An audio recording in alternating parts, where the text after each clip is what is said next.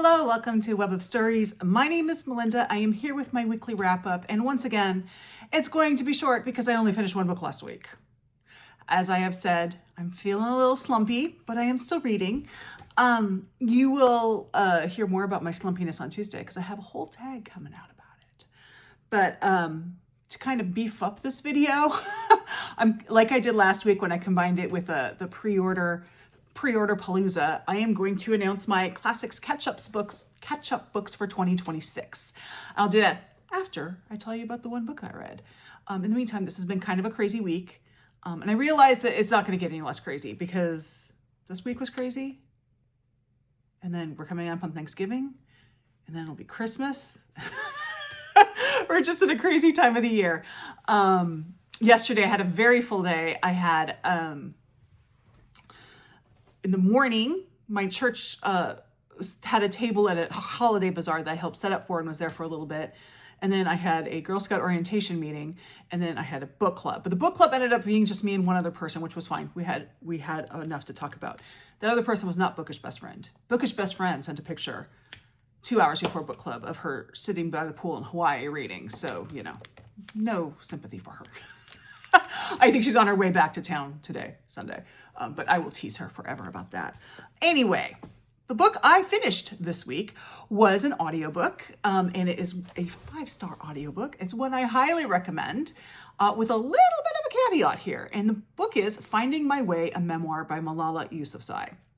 The caveat: if you have not read I Am Malala, her first memoir, it really enhances this book to have read that one. And if it's been a while since you've read it, reread it.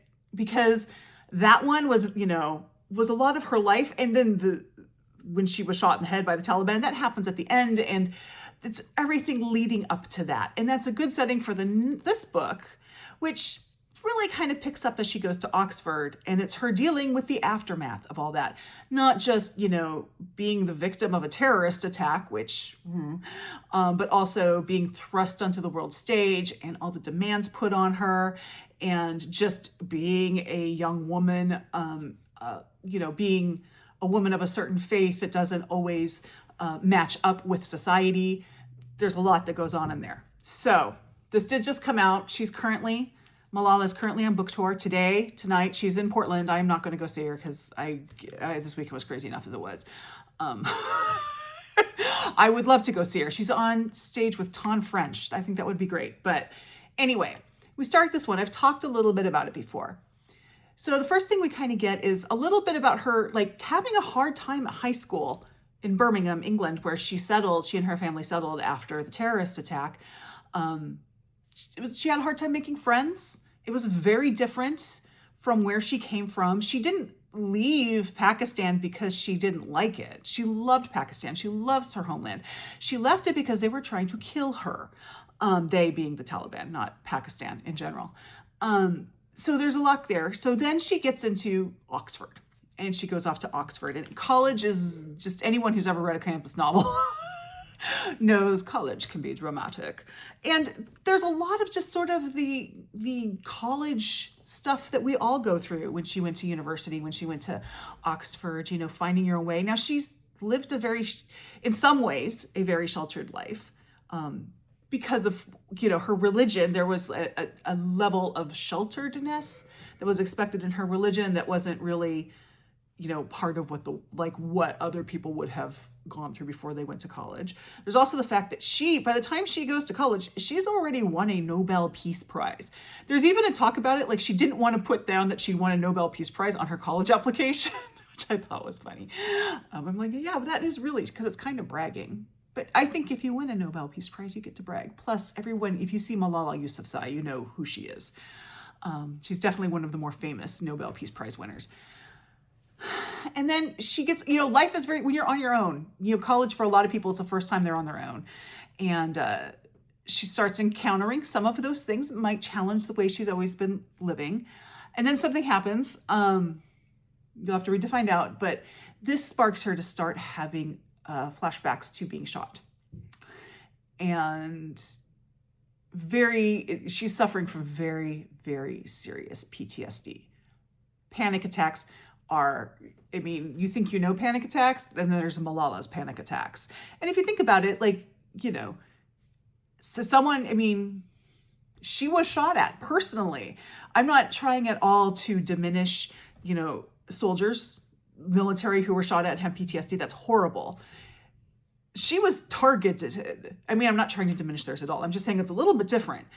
And she never really had the chance to deal with that because she was, I mean, her being shot like forced her into the public eye, and all of a sudden she had this fame that she had to deal with.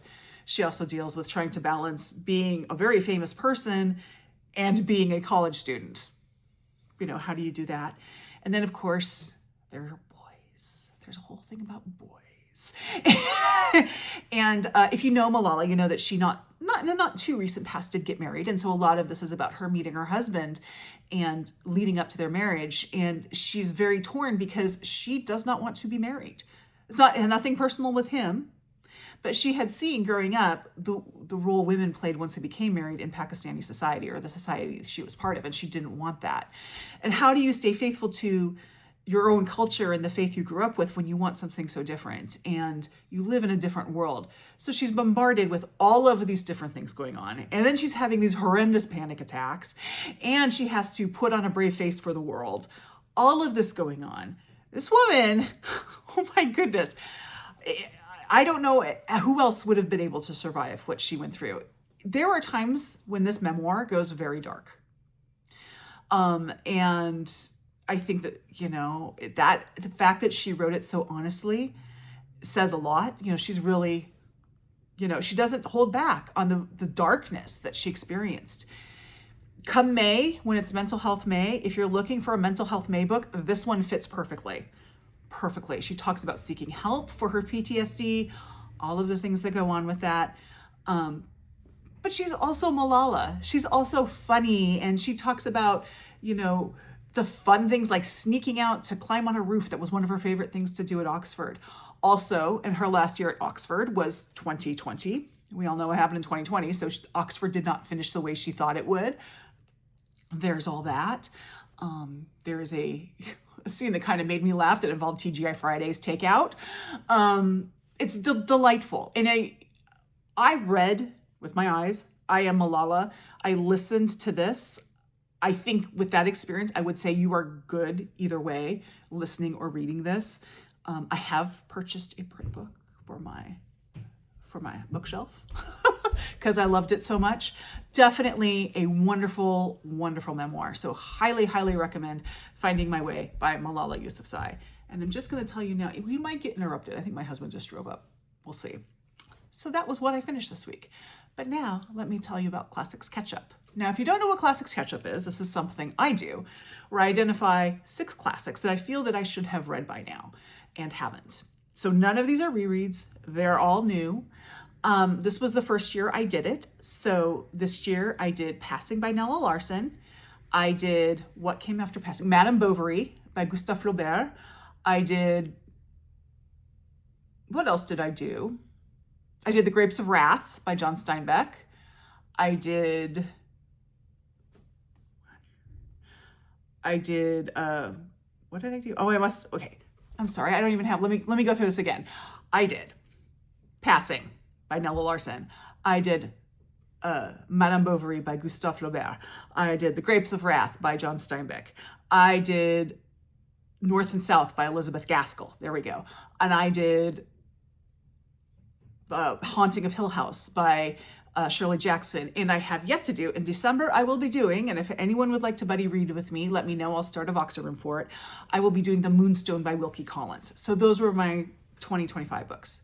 Now I have my 2026 books. And this one was a little harder, because on top of these, I also read other classics. So, you know, I kind of had to search for some of these, but I am pretty happy with this list. And so I designate 2 months for each book. So at any point during those 2 months, I could read that book. And I did try a little bit to line it up with various booktube things and other things in the world. So the first one that I read, that I have on my list, is one that's a little obscure. And Bookish Best Friend actually helped me find it because I wanted to find something that was in translation. All the books that I had so far were all written in English, and I'd like to find something in translation. And we went through, and then she says, well, have you ever read Germinal by Émile Zola? And I said, yes, I did. I really enjoyed Germinal by Émile Zola. And then I remembered that many years after reading Germinal, I realized it was part of a series. And so the book that I have for January, February is The Fortune of the Rougons, Rougons, by Émile Zola, which is the first book in the Rougon-Macquart series, which is the series that includes Germinal. I think Germinal is like number 23 or something. Let me see if I can pull up what number that is. Hold on one sec here. Let me read. Oh, okay. I'm going to read the English version of the synopsis here. In the small Provençal town of Plassans, the day after the coup d'etat from which the Second Empire was born, two teenagers, Miette and Silvière, join the insurgents. Their love story, like the Republican uprising, runs through the novel, but beyond them, it is also the birth of a family that is evoked, the Rougons, at the same time as the Macquarts, whose double lineage, legitimate and bastard, descend from Silvère's grandmother, Aunt Dide. And between Pierre Rougon and his half-brother Antoine Macquart, the fight will quickly begin. The first novel in the long Rougon-Macquart series, La Fortune de Rougon, The Fortune of the Rougons, which Zola published in 1871, is indeed the novel of origins. At the moment when the imperial regime that the writer slays is established, it is here that the patient conquest of power and money begins. A slow family rise which must make us forget the sordid beginnings in poverty and in crime. So that's that book. And I know that's a harder book to find. You can find it. It may not be on the bookshelves of your local bookstore, but your libraries will have it. Bookstores can order it. You can get it from Bookshop. I know Kobo has it. So it's available. You might just have to look a little bit. So that is my first book. I'm going to read that in either January or February. In March or April, I'm going to be revisiting an author I said I would never read, and that is Edith Wharton. I said I would never read Edith Wharton because freshman year in high school I had to read Ethan Frome, and I'm still scarred from it. But this time I'm going to be reading The Age of Innocence. Let me give you, in case you need to know, a synopsis of The Age of Innocence, because I don't actually know what it's about. Hold on a second here. This is Newland Archer's world as he prepares to marry the beautiful but conventional May Welland. But when the mysterious Countess Ellen Olenska returns to New York after a disastrous marriage, Archer falls deeply in love with her. Torn between beauty and passion, Archer struggles to make a decision that will either courageously define his life or mercilessly destroy it. That's The Age of Innocence, if you didn't know what it was about. I did not know what it was about. Now I know. I will be reading that in March or April. And all of these, I would love to have buddy readers for, so let me know. In May or June, we're going to do a short one, although I have this in with like 2 or 3 other novellas, and in case you have that edition, I should have gone to pull it, but I didn't. I'm just doing this title, and that is Breakfast at Tiffany's by Truman Capote. I have never read it, and I've never seen the movie. I have heard that the movie is not a good representation of the book, so I am very, very interested to have some breakfast with Tiffany. Breakfast at Tiffany's, which I know Tiffany is the store. I know it. I messed that up. But that is May and June. July and August, we are in summer, and y'all know summer is big book summer. So I held the biggest book for this slot. And that is, we're going to go back to France, but we're going to go to France through the eyes of an Englishman and read A Tale of Two Cities by Charles Dickens. I have not read this. I've read Great Expectations. I've read Hard Times. I have read A Christmas Carol, but I think that's all of the Dickens I've read. So we're going to read A Tale of Two Cities. There you go. It's about the French Revolution. That's all right. There you go. In September and October, I wanted something spooky. And I don't think you can get more into spooky season than Dracula by Bram Stoker, which I have never read. I have seen the movie that had Gary Oldman in it. Remember that movie? Yeah, I saw that. But that's the only movie version I've seen of it. Everyone thinks they know Dracula, but maybe they don't. I always felt like I knew the story of Frankenstein, and then I read Frankenstein and realized I didn't know the story at all. So I wonder if Dracula is going to be the same situation. Now, I think with Dracula, is it Dracula or Frankenstein? I can't remember, where there's like 2 different versions of it. And when we get closer, I'll tell you which one I have. I have the one that was the Penguins Deluxe version. That's the one I have. But yes, so September, October is Dracula by Bram Stoker. And then in November and December, we're going to read the book that I have never read. And I have been told by certain people, Pat and Angelia and Greg, you know who you are, that this is a fantastic book, and I've never read it. And that is Catcher in the Rye by J.D. Salinger. I have read J.D. Salinger. I read his collection, 9 Stories, and I actually really liked it. I just never read Catcher in the Rye. So this year I'm going to read Catcher in the Rye. And that will be in November, December. So if anyone would like to join me with any of these in 2026, let me know. I will talk about it as we get close to it. So the first one coming up is The Fortune of the Rougons by Émile Zola. If you'd like to read along with me, we'll just start this now. Let me know. My guess is I will probably read it kind of earlier in January. Just thinking about book club books that I have going, that's probably the best time for me to read it. And this will give you time to like get the book, because as I said, it's not super easiest book to get, although it is definitely gettable. But if you'd like to join me in that, you have time to get it and read it, or get it, and then we can start reading it in January. So there you go. That is my week. I hope I have finished more next week. I know I have, because I'm actually, at least one book I'm really close to finishing. So I will hopefully have at least 2 books to talk about that I finished last week, which didn't happen this week, but there you go. I'm going to conquer the slump. Here we go. Then if you'd like to play the emoji game, give me like jewelry. I'm looking at breakfast at Tiffany's. So give me some, like a ring or a necklace or a diamond or something like that, or a tiara, whatever. Give me some jewelry. And if you want to play the emoji game, you don't have to, but if you'd like to, there you go. Like, subscribe, join my Discord, and I'll see you in the next video. Bye-bye.